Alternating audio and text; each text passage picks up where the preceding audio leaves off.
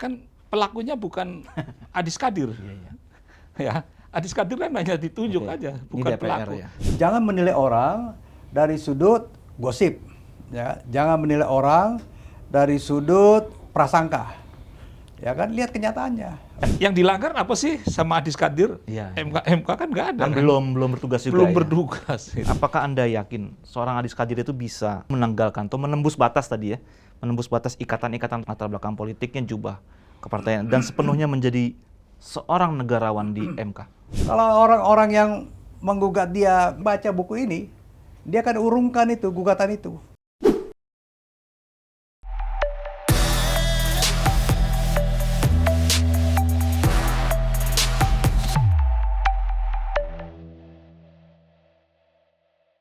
Kawan Akurat, berjumpa lagi dengan kita di Akurat Talk. Kena tuh barang.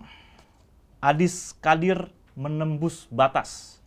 Dari Wakil Ketua DPR RI menjadi Hakim Konstitusi.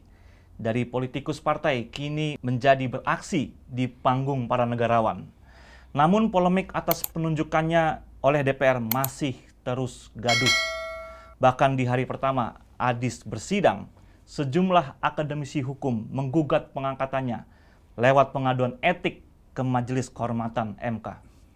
Belakangan, kepres pengangkatannya pun digugat ke Pengadilan Tata Usaha Negara.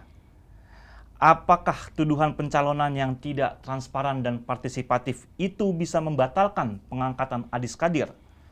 Bagaimana sejatinya kontribusi dan pemikiran hukum seorang Adis Kadir jika ia dikatakan layak sebagai hakim MK? Nggak tanggung-tanggung kawan Akurat, kita kali ini kedatangan dua ahli, dua profesor hukum untuk membahas seberapa pantas Adis Kadir menjadi hakim konstitusi. Selamat datang kami ucapkan kepada Guru Besar Ilmu Hukum Konstitusi Universitas Pakuan, Profesor Dr. Andi Muhammad Asrun. Selamat datang, Prof. Terima kasih. Terima kasih sudah mampir di Akurat. Dan juga selamat datang kepada Guru Besar Hukum dan Kenegaraan UPN Veteran Jakarta, Prof. Taufikur Rahman Syahuri. Selamat datang, Prof. Terima kasih, Taufik. selamat datang.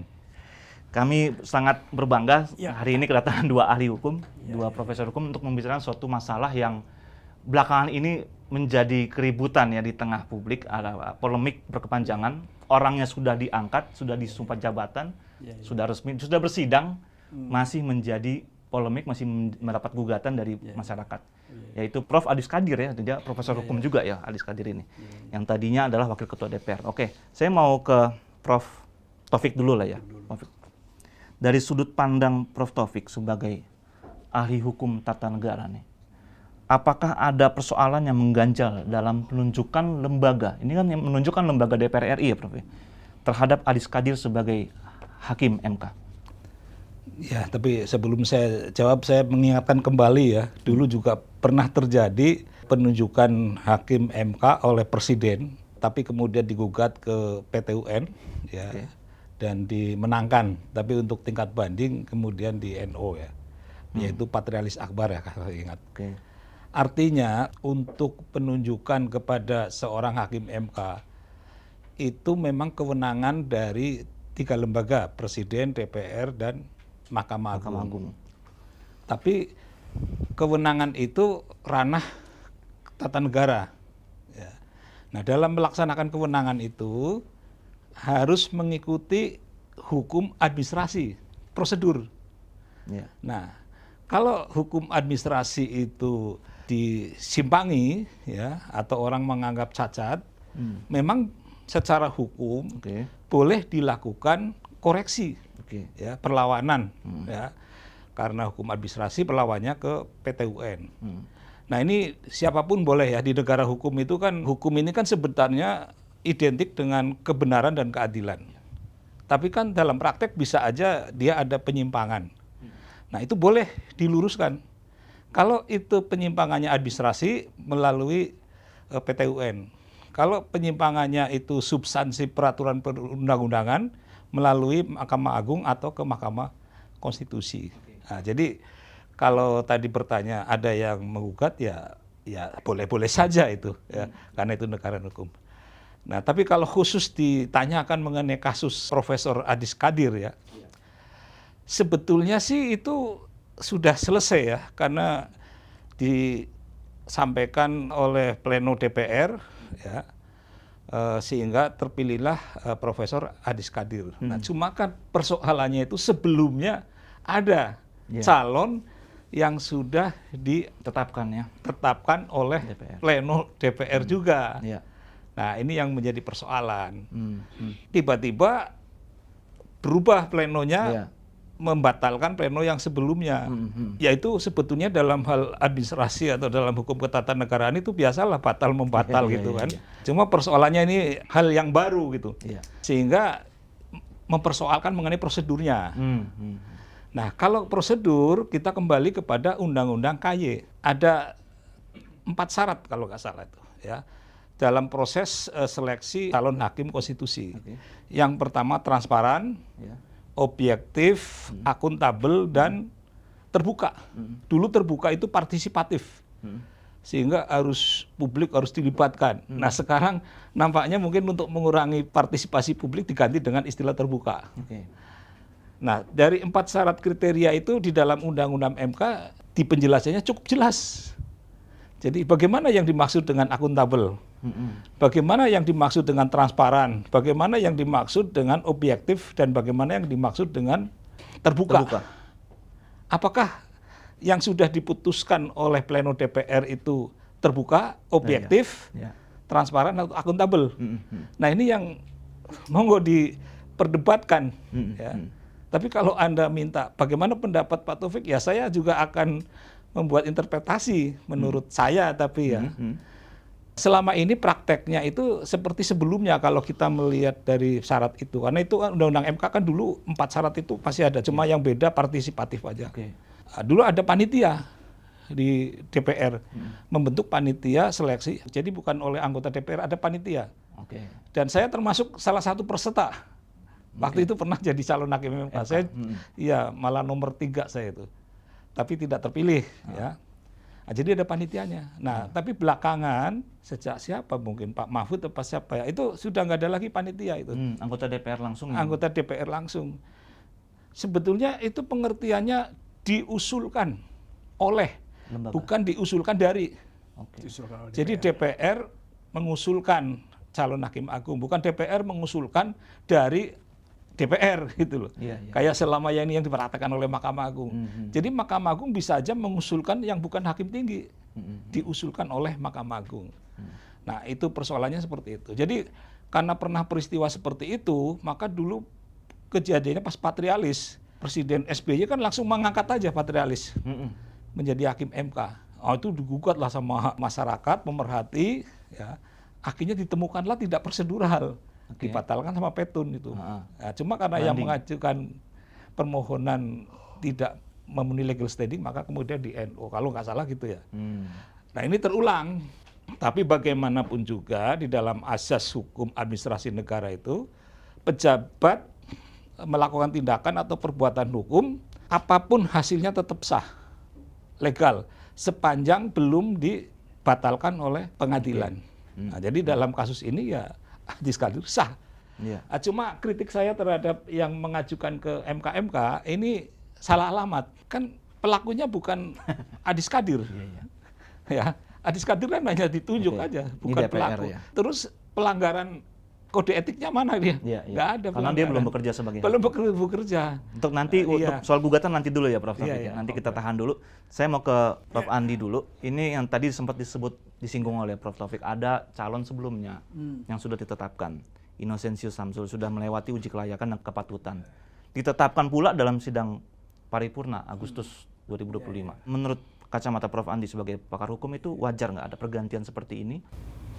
Ya, kalau dia punya hak konstitusional ya untuk mengusulkan, dan usulan itu belum sampai pada tahap pembuatan kepres, dia bisa tarik usulan itu, dia bisa ganti. Gitu. Kecuali sudah jadi kepres. Kalau jadi kepres itu yang berhak membatalkan presiden. Bukan DPR. Jadi dari segi norma hukum, tindakan DPR boleh, keputusan DPR. Ya, pengganti dengan ada pertimbangan lain. Dan kemudian yang bersangkutan ini kan sudah mengundurkan diri juga. Kemudian terjadi pergantian. Prof. Adis ini bukan membegal Ino, bukan. Ya, bukan begal Calon sebelumnya ya. Jadi sudah mengundurkan diri, diganti. Tapi lebih dari itu, sebelum calon ini diajukan ke presiden untuk mendapatkan keputusan presiden, DPR boleh menarik, DPR boleh mengganti, itu haknya DPR. Dari segi personal ya, saya kira ini adalah sebuah pengorbanan Prof. Adis. Ya, dari posisi yang sangat mapan, nyaman, wakil ketua DPR, nyaman-nyaman aja, wakil ketua umum Golkar, dia untuk suatu penugasan negara, dia terima, ya kan? Dan kemudian disetujui. Tidak ada seorang pun di DPR ini yang meragukan kapasitas Prof. Adis Kadir, baik dari segi intelektualitas maupun pengalaman ketatanegaraan, karena dia lama berkecimpung sebagai DPR. Jadi kalau menurut saya, dia justru memilih jalur, memilih jalan sunyi. Kalau DPR kan jalan rame-rame, ya kan? DPR boleh bergaul, hakim menghindari pergaulan, ya kan? Karena dibatasi. Jadi menurut saya ini adalah suatu pilihan kenegarawanan, dan kemudian dari segi keilmuan sangat komplit. Dia guru besar, ya kan, guru besar tidak tetap pada sebuah universitas. Kemudian dia seorang doktor. Jadi kalau dari segi derajat keilmuan luar biasa. Baru diangkat Dan juga dia profesor, menulis buku ini. profesor kehormatan ya. Profesor kehormatan. Ilmu hukum. Ilmu hukum. Jadi buku ini merefleksikan pemikiran dia. Dan kalau menurut saya dalam sejarah pengusulan Hakim MK, ini kan ada beberapa hakim MK doktor juga tidak, apalagi guru besar, baru S2, ya kan? Oh gitu ya, Prof. Oh, ada beberapa di generasi pertama itu mungkin ada berapa ya, ada 4 barangkali yang tidak Pak doktor. Jimli berarti ya generasi. Waktu zaman Prof. Jimli, Iya. Pak Muarrar belum doktor, Pak Alguna belum doktor. Siapa lagi yang belum doktor tuh? Pak Rustadi tidak doktor. Generasi Kemudian perintis ini berarti. Pak ini Pak siapa namanya? Yang dari Hakim Tun itu Pak Sudarso tidak doktor. Oke. Pak Alguna tidak doktor. Jadi komplit masuk. Jadi dari segi kapasitas keilmuan dia sangat kapabel. Ya, kemudian dari segi pribadi, ini kan pilihan sulit, pilihan yang bukan menyenangkan buat orang, tapi dia berkorban untuk memilih jalan ini, jalan pengadilan pada negara. Kalau dia mau cari aman, mah gampang aja, personal ya, pandai personal. Tapi dia memilih jalan itu, dan kemudian juga tidak cacat nih, Prof. Adis. Tidak ada cacatnya selama dia menjadi anggota dewan. Pernah ada putusan MKD dulu, tapi kemudian dia dinyatakan tidak terbukti bersalah melanggar etik. Jadi dari segi kapasitas pribadi, dari background cukup, ya, cukup memadai. Dan kemudian pengakuan terhadap Prof. Kadir itu diperlihatkan dengan kehadiran Ketua Mahkamah Agung, Wakil Ketua Mahkamah Agung, beberapa hakim agung dalam acara promosi Guru Besar Kehormatan di Nusula Semarang. Ya kan, belum lagi dia anggota DPR dan segala macam. Dan kemudian saya lihat dari personal ya, orangnya cukup humble ya, cukup rendah hati. Dan jangan lupa ini Prof. Adis Kadir ini latar belakangnya luar biasa, ya kan, bapaknya pernah menjadi Wakil Ketua Mahkamah Agung. Artinya backgroundnya sangat memadai lah. Dari karya-karya dia, tulisan-tulisan dia. Nanti kita bahas itu di selanjutnya, Prof. Andi, untuk soal pemikiran kontribusinya. Tapi dari segi prosedur kewajaran menggantikan orang yang sudah ditunjuk prosedur sebelumnya. pengangkatan tidak ada yang dilanggar. Kecuali begini ya, kita bandingkan pengangkatan ini dari Mahkamah Agung, Presiden, dan dari DPR. Dari Presiden punya mekanisme sendiri, diatur sendiri bagaimana dia. Dari DPR punya mekanisme sendiri, ini tidak bisa diganggu-gugat. Nah, yang sedikit bisa dimasukin ya untuk pendapat publik adalah calon hakim konstitusi, calon hakim MK dari jalur Mahkamah Agung justru. Karena Mahkamah Agung terbuka, umumkan. Dan kemudian Komisi Yudisial bisa menilai nih, bisa memberikan masukan kapabilitas, rekam jejak terhadap calon hakim konstitusi justru dari Mahkamah Agung. Di Mahkamah Agung lebih terbuka. Justru di Mahkamah Agung yang membuka diri terhadap penilaian. Kalau dari DPR, Presiden dia punya mekanisme sendiri dan tidak bisa diganggu-gugat. Ada tatipnya lah ya. Ada tatipnya, ada prosedurnya, dan menurut saya langkah tidak ditempuh.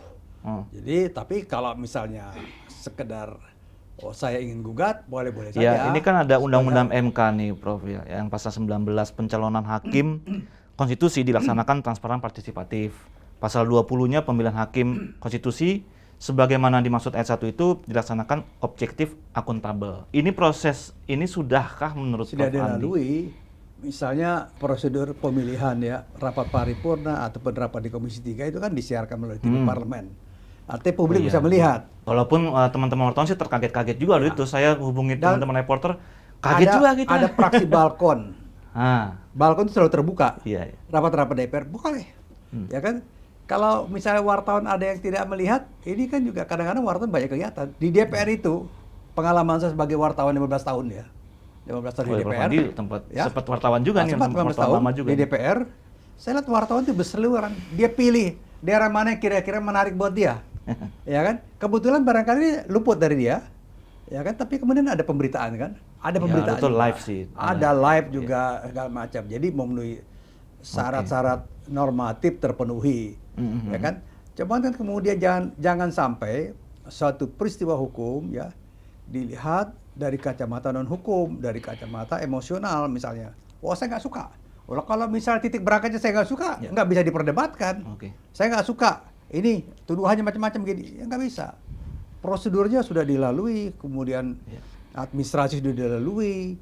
Jadi semua ini terpenuhi dari sudut administrasi maupun dari prosedur, dan itu adalah hak DPR. Hak DPR mengajukan siapapun juga dan menseleksi siapapun juga. Dan mengganti juga ya. Mengganti yang juga, sudah kan? diajukan sebelum itu jadi Kepres. Bahkan bisa, ketika Prof Jimli untuk jabatan kedua ditanya, Prof setuju? Cuma angkat jempol doang. Nggak ada bicara macam-macam. Udah Prof cukup. Siapa yang mau tanya Prof Jimli misalnya? Ya kan? Dia orang yang berdiri di belakang amandemen konstitusi, orang yang berdiri di belakang pembuatan undang-undang MK. Ya. Kan nggak bisa, kecuali orang yang kita nggak kenal nih. Iya. Orang yang kita nggak kenal, misalnya kemudian kita tanya mati-matian, tapi kalau orang-orang yang sudah Benar. diketahui track record-nya, ya pertanyaannya ada. Iya. Ya, tapi tidak terlalu inilah lama-lama. Dan soal lama dan cepat itu mah sangat relatif. Jadi Iya, iya. ukurannya tidak seperti itu. Jadi kalau misalnya ada yang menggugat pencalonan ini, pengajuan ini, dia harus lihat dulu nih, siapa? Apa hak dia, apa kepentingan dia, apa legal standing dia. Ya kan? Saya kalau misalnya gugatan TUN juga harus dipertanyakan. Ini kan keputusan misalnya kalau digugat Kepres misalnya. Iya. Dia harus gugat dulu DPR. Karena asal muasalnya keputusan Kepres itu datangnya dari DPR. Usulan. Dan DPR ini bukan pejabat publik, dia lembaga negara. Gimana Anda mau gugat keputusan lembaga negara? Ya nggak bisa. Mata rantai begitu. Jadi kalau saya lihat sih, tapi hak orang untuk menggugat itu udah hak konstitusional ya. Dan saya yakin hakim-hakim yang akan memeriksa perkara itu tentunya harus bersifat objektif. Ya. Hakim tidak boleh bersifat memeriksa perkara secara emosional. Kayak gitu. Prof Taufik tadi, saya pengen ke Prof Taufik soal MK-MK-nya tadi ya. Ada gugatan. Gugatannya persoalan etik tuh, Prof. Iya, betul. Tadi kan kita sempat singgung ini Adis Kadir belum bertugas, sudah digugat secara etik, tapi etiknya itu adalah ketika dia di proses penunjukannya itu. Apakah MK-MK itu bisa menangani persoalan ini? Gugatan ini? Iya, saya udah menulis juga itu salah alamat ya, untuk gugatan ke MK-MK gitu. Kalau mau ke MKD, Majelis Kehormatan Dewan. Oke, DPR ya. Kalau dianggap Dewan itu melanggar etik, ya itu ke situ, bukan ke MK-MK gitu. Terus kalau misalnya menganggap bahwa prosedurnya itu tidak proseduran, ya ke PT UN gitu. Yang diberatkan sama masyarakat ini kan itu politisi gitu ya. Politisi jadi hakim. Sebetulnya walaupun bukan barang baru juga nih, ada juga. iya, padahal itu bukan masalah itu. Sudah berkali-kali politisi jadi anggota hakim MK kan, seperti Mahfud MD, Hamdan Zulpan. Ada sih yang Akil Mukhtar ya. Tapi kan kalau kita lihat dua figur Hamdan Zulpan sama Mahfud MD itu kan dia bisa membawa diri sebagai orang yang mengabdi kepada negara dan konstitusi. Ya. Nah, kalau yang kedua itu kecelakaan ya. Pak Patrialis sama Pak Akil jadi ya. saya kalau saya melihat Adis Kadir ini, ya, apalagi saya udah baca bukunya, ya, saya yakin dia akan ngikutin model Mahfud MD. Artinya dia beralih mengabdi kepada konstitusi dan negara. Saya prediksi saya ya, kalau kita melihat dari buku beliau saya baca gitu, artinya ada keilmuannya dia. Saya kira seorang ilmuwan ini kan bisa milah-milah mana yang etik dan tidak itu. Nah itu ya dari harapan saya dari baca buku ini ya. Jadi tidak ada hubungannya mempersoalkan ini dari politisi. Yang penting begitu dia dilantik, dia mengundurkan diri dari partai politik. Itu sudah dilakukan ya. Dan memang semuanya kan begitu sistemnya. Ada yang. Jadi untuk soal keputusan MK ini bisa diprediksi ini tidak akan, bahkan tidak bisa ditangani mungkin. Ya tidak diterima. Tidak bisa diterima. Legal standing-nya itu sudah prediksi. Tapi kalau PT UN yang dilanggar apa sih sama Adis Kadir? MK kan nggak ada. Belum bertugas juga. Belum bertugas itu. Tapi kalau di PT UN gimana, Prof? Di PT UN ada kemungkinan. Ada beberapa advokat gitu ya dari Yayasan Pijar Demokrasi kalau nggak salah namanya yang menggugat itu ke PT UN karena prosedurnya tidak transparan, tidak terbuka gitu ya. Itu bagaimana? Itu ada kemungkinan? Ya mungkin kalau tadi yang Anda bacakan itu partisipatif itu undang-undang MK lama. Sekarang partisipatif itu sudah diganti dengan terbuka. Nah pengertian terbuka kita nggak ada referensinya di undang-undang, tapi kita lihat aja di hakim sidang dinyatakan terbuka. Apalagi kalau di Mahkamah Agung itu terbuka, dibuka aja pintunya. Karena Mahkamah Agung itu uji material itu nggak ada wartawan yang datang, pintunya aja dibuka. Jadi itu sudah termasuk terbuka. Nah maka tadi yang sudah disampaikan oleh Prof. Asrun itu terbuka di dalam pleno. Gitu. Jadi bisa ditafsirkan seperti itu. Kemudian akuntabel ya, akuntabel kan kemampuan integritas sama keilmuan ya. Saya lihat ya, menurut saya ya akuntabel lah beliau itu. Apalagi dia menulis buku ini orang yang tahu persis mengenai komisi yudisial tuh. Ya, jadi ngerti dia tentang itu. Sehingga dia ngerti komisi yudisial itu penjaga hakim yang bertanggung jawab terhadap martabat keluhuran hakim. Maksud sih dia mau mengingkari pemikiran dia di buku. Ya. Kalau dia nanti tidak luhur, tidak bermartabat, berarti dia mengingkari tulisannya sendiri. Saya yakin mereka akan ngerti. Adis Kadir itu akan mengerti perannya, dia sudah beralih mengabdi kepada negara. Kalau dulu mengabdi kepada politik. Kita masuk ke situ. Dari bukunya Menembus Batas, saya juga pegang nih bukunya nih, Revitalisasi Komisi Yudisial dalam Sistem Peradilan Indonesia. Ini bukunya nih. Jadi Prof. Adis Kadir itu menulis buku ini ketika masih politisi ya. Masih belum jadi hakim MK, dia sudah masih buku. Politisi itu. Kok pikirannya bisa objektif, independen, dan ilmiah itu ya. Nah, dalam buku itu kan menurut Prof. Andi, dari bukunya itu apa makna menembus batas itu, Prof? Dalam konteks sistem peradilan dan ketatanegaraan, pasti Prof. Andi juga pernah membaca bukunya. Batas apa sesungguhnya yang ditembus oleh Adis Kadir itu? Kalau kita lihat dari isi ya, daftar isi ya kan, ini kan jelas sekali kan, dia bicara tentang komisi yudisial antara harapan dan kenyataan. Dia bicara tentang penguatan komisi yudisial, jalan tengah antara kepastian kewibawaan dan fungsi pengawasan untuk mencapai penyempurnaan. Artinya dia bicara melompat ini dari seorang politisi, yang para politisi kemudian punya concern, punya kepedulian terhadap lembaga komisi yudisial. Ya, dia berpikir bagaimana kewenangan KY diperkuat. Mestinya sulit itu loh. Orang politisi nulis buku kayaknya sulit mestinya. Pikirannya enggak. Orang tidak akan menyangka kenapa dia berpikir seperti ini. Kenapa dia tidak menulis tentang bagaimana posisi dia bekerja sebagai di DPR misalnya, legislator. Ini kan melompat ini. Dan ini menunjukkan kualitas orang, kualitas personal orang. Dia melampaui nih. Melampaui apa yang tugas dia, apa yang posisi dia. Dia melompat. Kaitannya dengan komisi yudisial apa? Kecuali dia ingin melakukan revisi terhadap undang-undang KY dalam rangka penguatan. Dia tidak punya kepentingan untuk memperkuat KY sebagai anggota legislatif. Ya kan? Kepentingan dia adalah membuat undang-undang, melakukan revisi terhadap undang-undang KY dalam rangka penguatan komisi yudisial. Ini kan dia melampaui batas. Dan ini tidak dilihat oleh orang-orang. Kalau orang-orang yang menggugat dia, mengajukan gugatan misalnya ke MK, menggugat ke PT UN.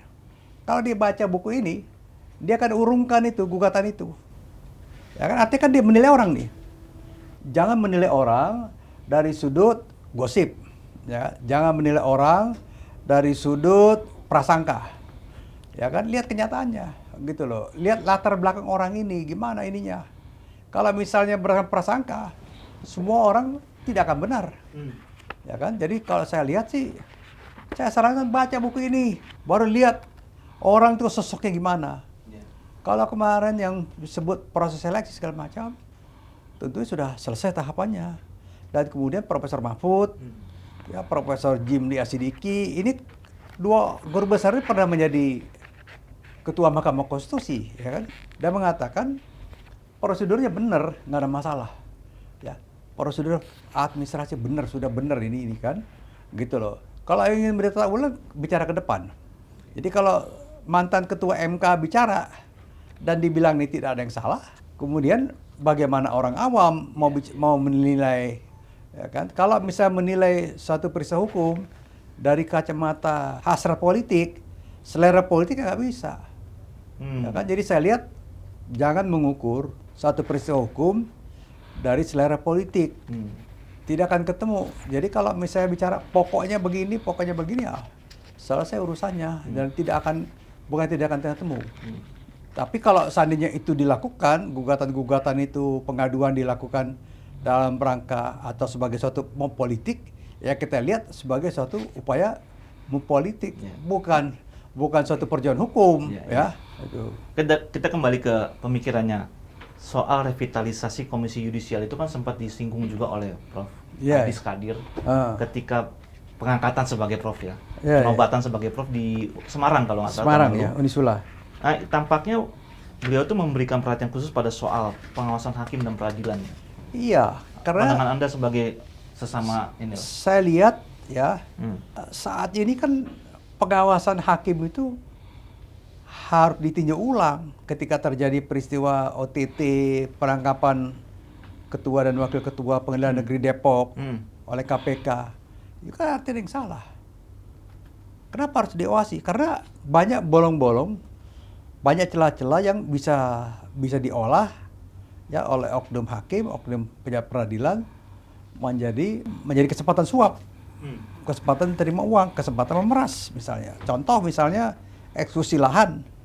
Ya, KPK dalam jumpa pers dia di malam penangkapan kedua pejabat pengadilan itu udah bilang bahwa KPK akan memfokuskan diri untuk mengawasi nih objek sengketa itu. Karena objek sengketa itu kadang-kadang orang diperas ya oleh oknum hakim, oknum pejabat pengadilan. Karena kan man to man ya, person to person. Nggak pernah disaksikan oleh orang banyak. Ya kan, tindakan pemerasan itu kan satu pintu masuk untuk pengawasan. Nah, Prof. Adis Kadir bilang bahwa pengawasan di KAY itu harus lebih ditingkatkan. Karena kan dia tahu nih problem itu. Ya, problem dia juga dia ngerti. Ya, selama ini kan dia duduk di Komisi 3 DPR. Dia paham kayak gitu. Jadi menurut saya harapan itu menguatkan mandat konstitusional. Dia berbicara melampaui batas ini. Ya kan, melampaui batas, betul. Dia kepentingannya apa sih? Ya kan? Tapi kepentingan sih dia sebagai legislator, ya sebagai anggota DPR, sebagai pimpinan DPR untuk memperkuat Komisi Yudisial melalui revisi undang-undang. Di situ peran dia, role dia di situ. Kita lihat. Tapi kalau person dia menembus batas. Gitu. Prof. Taufik, ada tanggapan? Apa gambaran KAY yang ideal sih dari sudut pandang kalau Prof. Taufik sudah membaca ya pemikirannya Adis Kadir? Iya, jadi ada beberapa yang perlu saya garis bawahi ya. Yang pertama ini yang menarik nih. Tidak membedakan antara hakim konstitusi dengan hakim di bawah Mahkamah Agung. Artinya kedua hakim ini masuk dalam ranah tanggung jawab KAY dalam menjaga moral.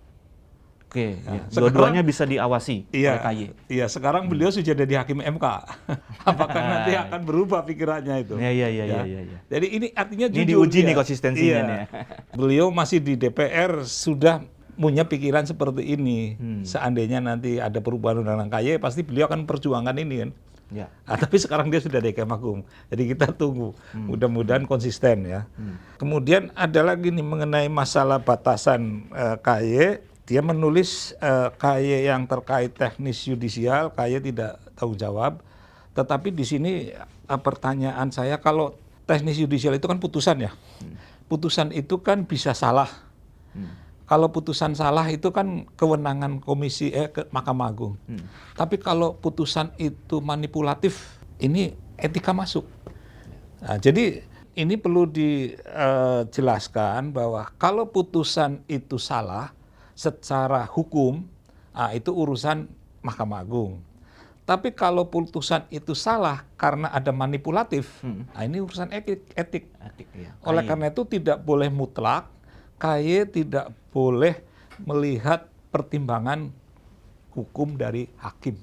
Tidak boleh mutlak.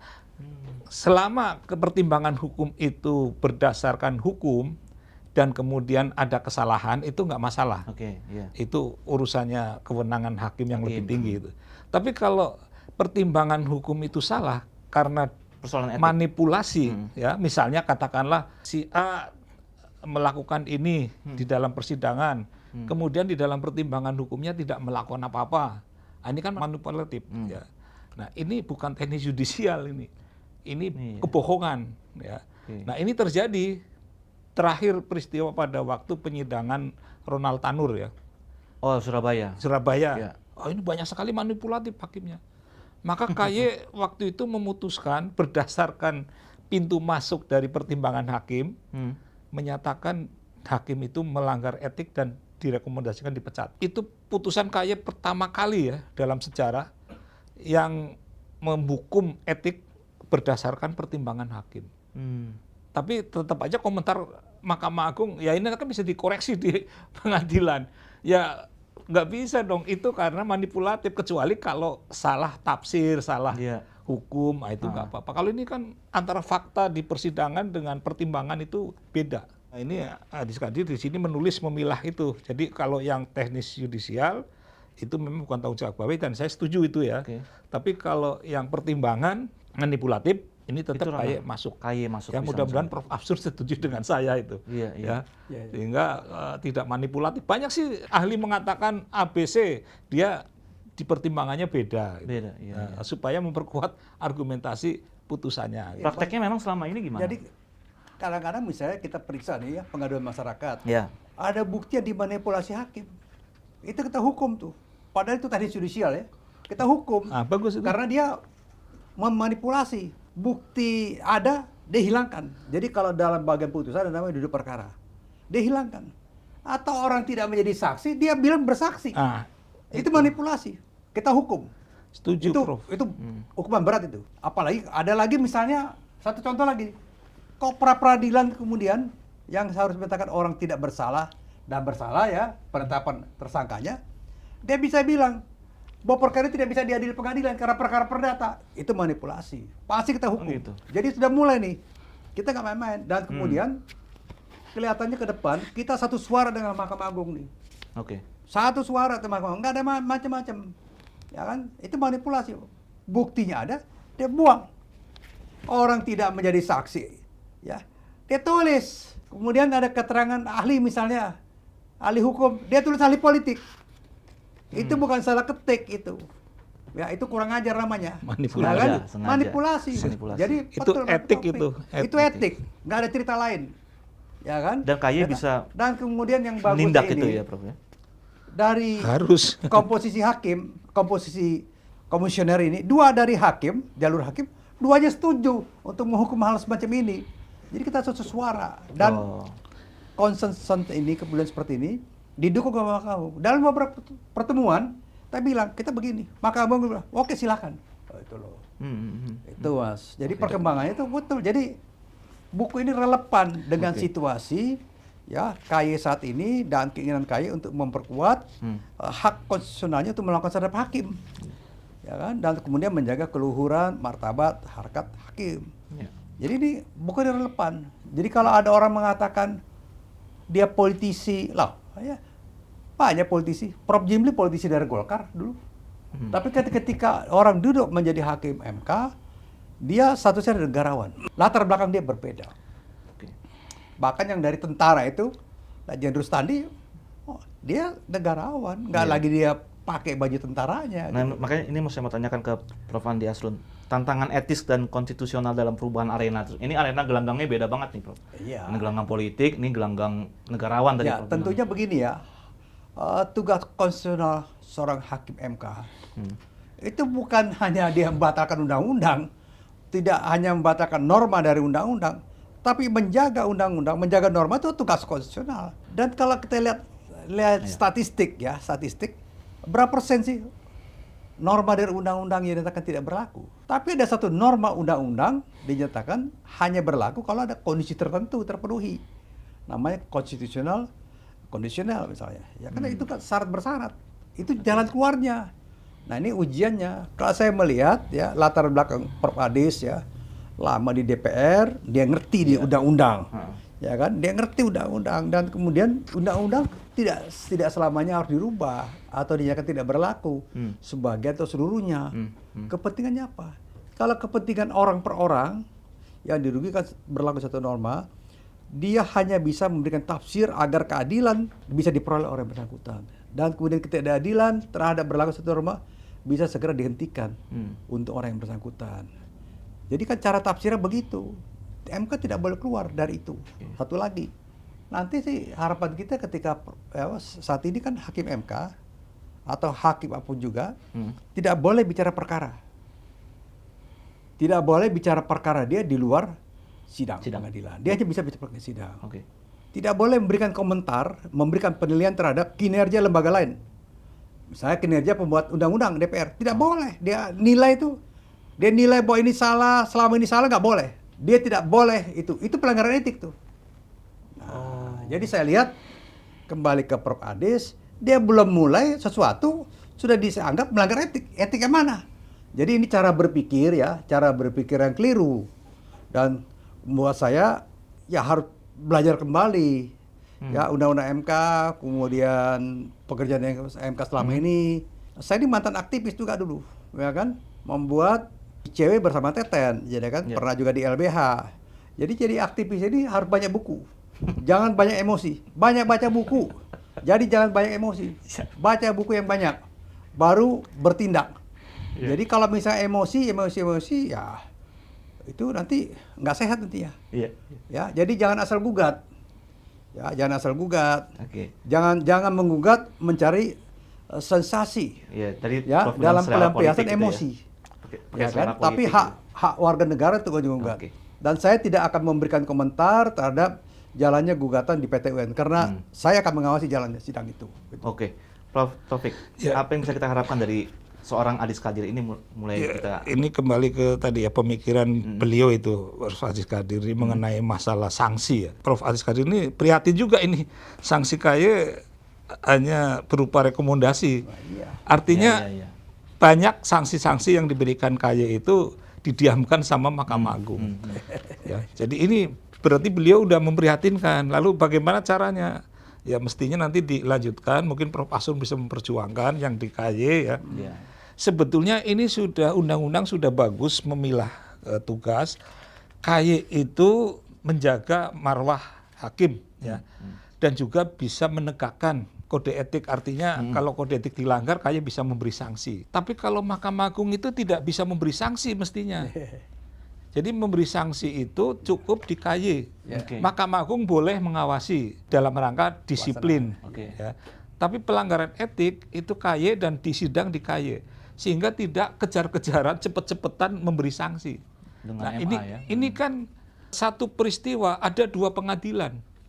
Pengadilan etik KY, pengadilan etik di bawah Mahkamah Agung. Oh, yang selama ini berjalan itu dua itu ya? Iya. Dua. Jadi jalur itu ya. Ini nggak normal. Kalau kita bandingkan dengan pidana ya, tipikor, itu banyak sekali penyidik-penyidik. Kalau keputusannya berbeda gimana tuh? Nah itu, artinya saling mengerti mana duluan. Ya, kalau Mahkamah Agung sudah mutusin, maka KY diam. Oh, gitu. Nah, persoalannya hakim akan bisa memprediksi kalau putusan KY pasti jahat, bukan jahat. Kalau putusan KY pasti maksimal, ya kan? Tapi kalau Mahkamah Agung paling 2 tahun. Nah, maka lebih baik diadili sama Mahkamah Di Agung. MA, iya. Ini kan lucu kan Iya, iya. persaingan.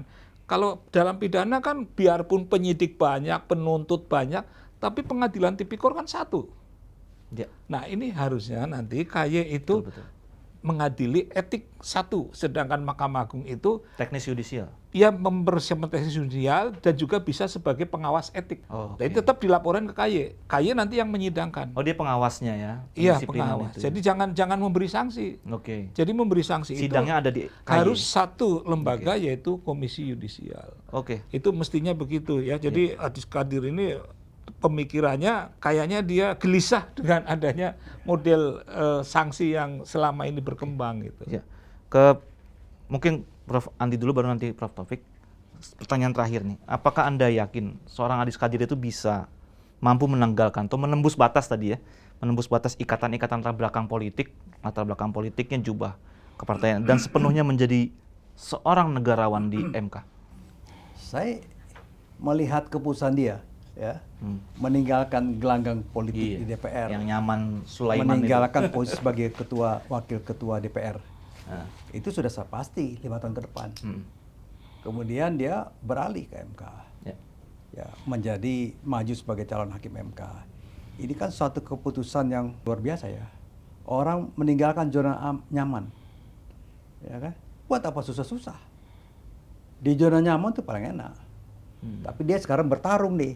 Bukti bertarung apa? Sekarang dia menghadapi pelaporan ke MK, menghadapi gugatan ke PT UN. Itu kan juga menghabiskan energi. Tapi itu sebuah pilihan. Kalau orang memilih pada sesuatu yang lebih baik, maka kita harus punya keyakinan terhadap pilihan orang itu. Ya kan? Tindakan dia. Jadi tindakan dia memilih meninggalkan zona aman, kemudian katakanlah bertarung, memulai karir di bidang baru ini adalah sesuatu yang patut dipuji. Dia kan meninggalkan ke posisi sebagai wakil ketua umum DPR, Golkar, meninggalkan posisi sebagai wakil ketua DPR. Dia meninggalkan zona nyaman. Saya menaruh harapan ya bahwa dia akan konsisten ke depan. Iya. Dan saya respect dengan pilihan seperti ini. Sangat jarang orang misalnya mau meninggalkan suatu posisi yang nyaman kemudian beralih pada posisi yang katakanlah penuh tantangan dan sekarang dihadang di depan. Itu kan tidak enak. Tapi dia lalui. Kalau kita lihat sidang di MK misalnya tiba-tiba pemohonnya bilang, saya nggak mau ada Adis Kadir dalam perkara ini.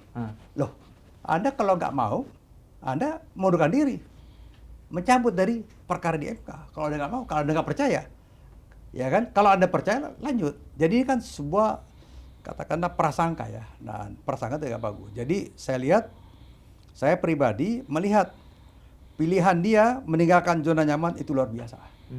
Dan tidak semua orang mau melakukan seperti ini. Ini tapi kita bicara seolah-olah jadi hakim MK itu nggak enak banget berarti. Ya, kalau dibandingkan dengan pimpinan MK DPR itu dia akan mengadili produk putusan dia. Bagaimana ceritanya? Oh ya iya, kan? iya. Dia mengadili undang-undang. Iya, iya.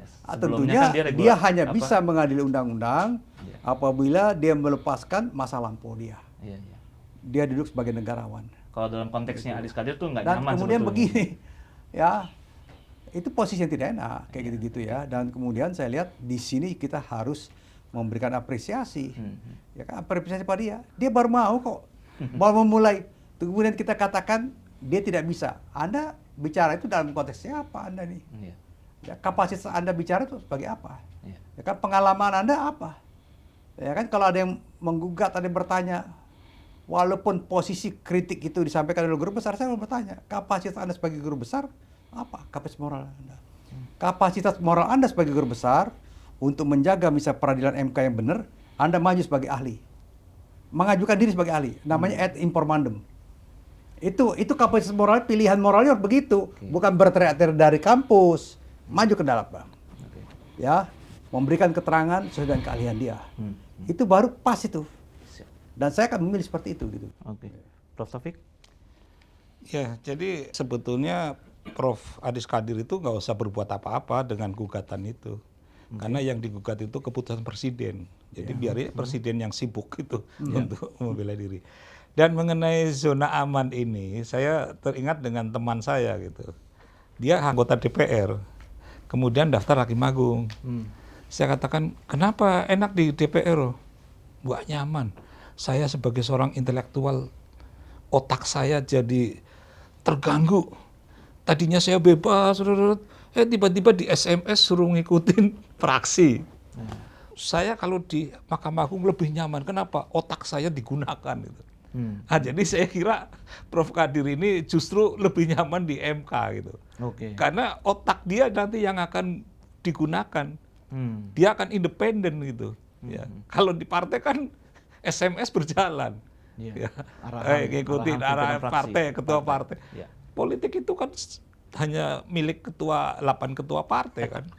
Kita mau ngomong apa aja DPR politik udah ada yang ngatur. Iya, tergantung ketua umumnya kan gitu. Kalau ketua umum udah oke, semuanya beres. Nah, jadi justru ini dia beralih mengabdi negara yang lebih luas lagi dan mengabdi kepada konstitusi. Dan beliau itu kalau kita lihat ya ilmuwan lah. Jadi saya berani menjamin dia lebih happy di sana. Karena bisa pikiran-pikiran dan pasti kalau seorang yang berpikir ya ilmuwan itu tidak usah disuruh-suruh kamu harus negarawan, harus independen. Saya kira otomatis dia akan seperti itu. Ya. Pada waktu dia di politik malah mungkin tersiksa gitu. Bisa seperti itu. Saya kira menurut saya seperti itu. Ya.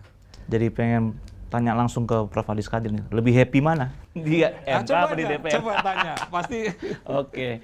Dari makasih banyak Prof. Andi Asrun, Prof. Taufikur Rahman Syahuri. Terima kasih atas waktunya. Diskusi kita cukup panjang dan ini membicarakan sesuatu yang penting dan mudah-mudahan buat kawan-kawan akurat diskusi ini berbobot dan bermanfaat. Kita akan berjumpa lagi dalam episode selanjutnya. Akurat Talk, kena tuh bareng.